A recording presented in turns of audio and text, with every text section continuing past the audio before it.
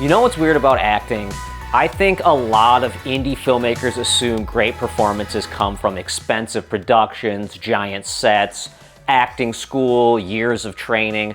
But the reality with making Little Lucha and the Big Deal is that it taught me that a huge part of acting is trust and chemistry, vulnerability. It's about understanding the people you're creating with. Bring it on, you big bitch! That's a wrap on the whole film. Cut it. Scarlet and I sat down in this video to talk about what we learned acting together in this film, what Scarlet's learned throughout the years, how wrestling inspired the emotional tone of the movie, and why I think low-budget filmmakers should stop obsessing over imperfection and start paying attention to human connection. How did we figure out what the characters were that we wanted to play? I think you and I, as friends, we have so much in common, stylistically, interests, whatever, but then if you look at us standing next to each other, you're like, what? It's like The Odd Couple. With Little Lucha and the Big Deal, we kind of replicated and then blew up that idea. I don't think we did it on purpose, but with storytelling, people love a unexpected pairing. That's very much present with the characters. One of the biggest things I learned making this movie is to stop writing characters you think you should play and write towards your strengths. I'm not some hyper-emotional, dramatic actor, but I can be awkward, I can be weird and loud and offbeat, chaotic, so instead of fighting that, I leaned into it. I think a lot of indie filmmakers make stronger work when they stop trying to imitate performances they've seen in giant studio movies and start figuring out what feels natural to them. The acting then is informed by that, and my Big Deal was, really pensive and sort of depressed. Your Little Lucha was the antithesis to that. And it was interesting because The Big Deal is my platforms. I think I was 6 feet tall, and you were your height, which is not 6 feet tall. Your character, though, was the bigger, fun, wild character, and mine was more subdued. It translated in the acting, I think. One of the things about acting that I think is important when you're starting out that I learned from this project, because I hadn't acted a lot, I had acted in Greywood's plot, but I would never consider myself an actor by any means. I wanted to write in a way that I felt like we would play off of each other very well and play to each other's strengths in the moment. Emotionality wasn't going to be my thing, but making you laugh, trying to be silly, trying to be fun on set was something I could do and I could bring. And while there are moments where I was able to up my game and really try to give a performance, I found comfort in the moments where I was able to just be comical, be stupid, have fun. Woohoo! Let's do this thing! Oh. And so when people are writing shorts or writing ideas for themselves, trying to get into filmmaking, write to your strengths. That's a key, and we were able to do that on this project. One of the biggest mistakes new actors make, especially in indie films, is thinking acting is about just delivering their lines correctly. But the scenes in Little Lucha and the Big Deal feel real because we stopped worrying about just delivering the lines and actually listen to each other. It sounds simple, but it changes everything. The second somebody stops performing and really leans into reacting, that's when scenes suddenly start to feel alive. We almost just magnified our own relationship in the characters.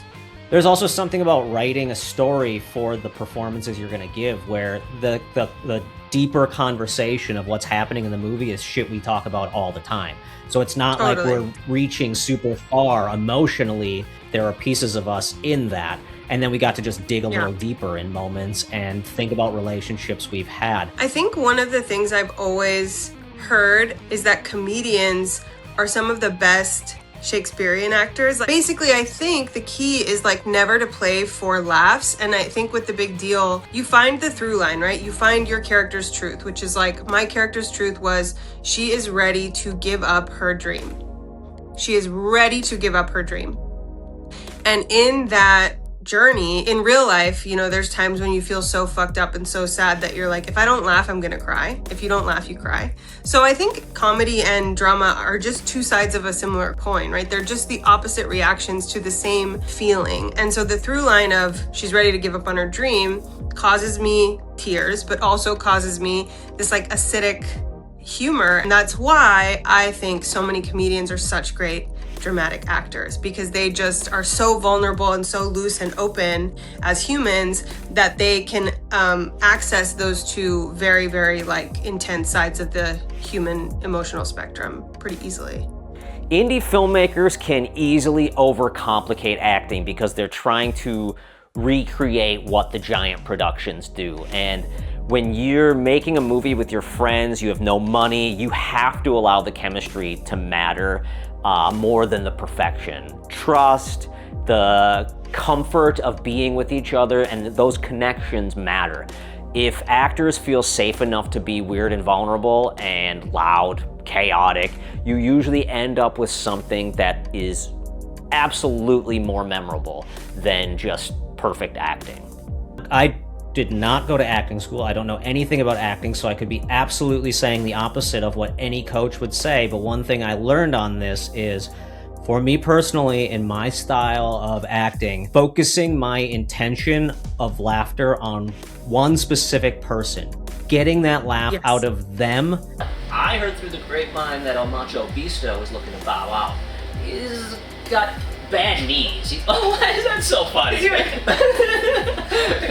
Is so much more important than trying to go for the laugh. The key is the other person always. You always are, I mean, and that's the kind of acting school I went to and the kind of acting modality that I learned. Am I like admonishing you? And what do I want from you? Do I want you to love me? Do I want you to hate me? Do I want you to come with me to bury the body? Boy, that escalated quickly. You know what I mean? You always put your intention on what you want from the other person, from your scene partner, and that puts you in this like listening state, right? You're not just waiting for your line you're like, here's my line, and then you're not listening. You're fully listening if you are putting your intention on the other person, which I think is exactly what you were doing instinctually, because that's human, right?